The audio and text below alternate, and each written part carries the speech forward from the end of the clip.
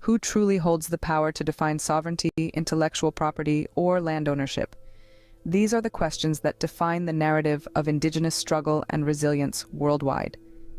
Today we delve into the recent global declaration made by Bruce William Bercier, presiding authority of the Turtle Mountain Band of Chippewa Indians and a global diplomatic representative.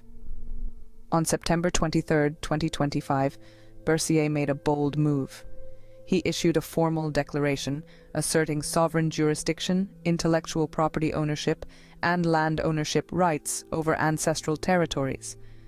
This declaration was submitted to the International Court of Justice and the World Intellectual Property Organization, demanding recognition, restitution, and enforcement under international law.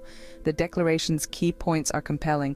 First, it affirms the sovereign status and tribal jurisdiction of the Turtle Mountain Band of Chippewa Indians. Second, it claims ownership of the Diamond Equation, Hubble Diamond Visual and Virtual IP.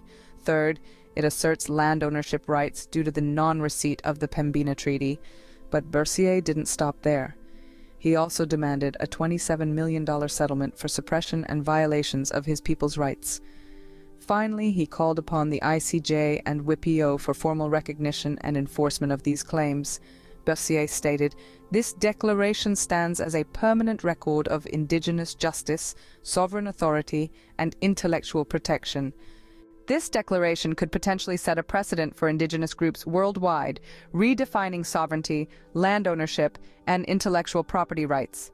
It is a story of resilience, a quest for justice, and a testament to the enduring spirit of Indigenous peoples. The implications are far-reaching. Will the international community heed this call? Will this shift the balance of power and recognition toward Indigenous communities? Only time will tell. But one thing is for sure, this declaration has started a global conversation about Indigenous rights that cannot be ignored. So as we reflect on the questions posed at the beginning, we are reminded that the power to define sovereignty, intellectual property, and land ownership often lies in the hands of those bold enough to assert their rights. And as Bruce William Bercier has shown, this power can be wielded with dignity, resilience, and an unyielding pursuit of justice.